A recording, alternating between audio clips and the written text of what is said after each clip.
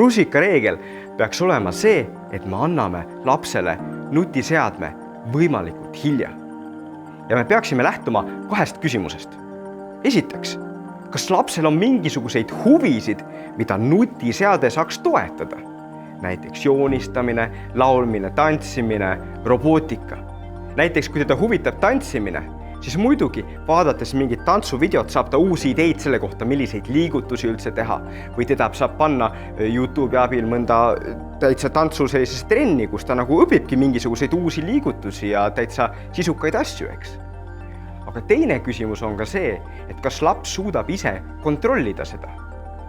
Ja kui ta ei suuda, siis see tähendab, et ta küll hakkab alguses vaatama seda kas tantsuasja või robootikat või joonistamist, aga mõne hetke pärast, kui te olete ruumist väljas, on ta tegelikult siis teistes programmides, vaatab teisi videosid ja nii edasi.